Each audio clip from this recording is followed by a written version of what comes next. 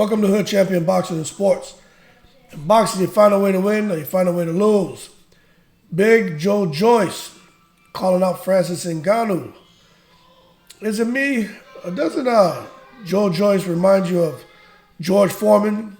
Just kind of plodding along, throwing that long jab out, that slow right hand, but obviously has a whole lot of power and stamina and can take a really, really good shot. Because that's exactly who I think of whenever I watch Joe Joyce fight. Big George Foreman. But nonetheless, Joe Joyce is set on a huge 2023. You know, despite closing in on a world title shot against Tyson Fury, Alexander Usyk, and matter of fact, any top fighters in the heavyweight division, AJ, Wilder, Joe Joyce is right there. And to be quite frank, I personally think Joe Joyce, once he gets that opportunity, he's gonna be out of here. I think he's that good with that much potential. And he has, I always say, when you have stamina and speed, it's hard to beat you. But when you have stamina as a heavyweight, you have power as a heavyweight, and you have the chin that he has, it'll be hard to beat him, because the one thing we noticed with all these heavyweight fighters, right, the Achilles heel for all those heavyweights is they tend to slow down as the fight goes on. Conversely, Joe Joyce picks up steam as the fight goes on. And that has proved to be his saving grace in fights where he just overwhelms opponents because they just can't get away from him, because he keeps coming and coming and coming. But the story is this, right?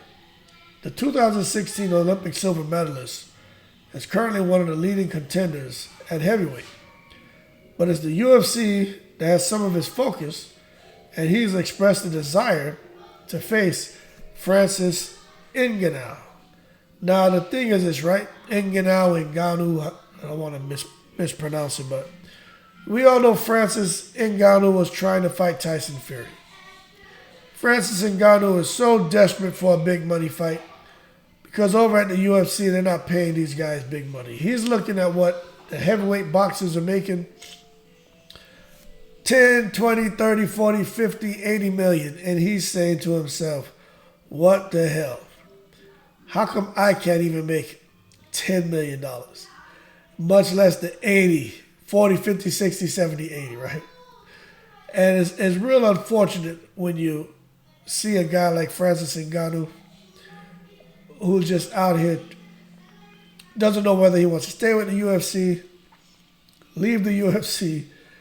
He doesn't know what to do. No one's really jumping and volunteering to fight him in a like an exhibition match, boxing exhibition match. So you kind of feel for him. But the thing is this: Joe Joyce and Ngannou, they shared some time sparring, and as a result, Joe Joyce said, "You know what? This guy has extremely phenomenal power."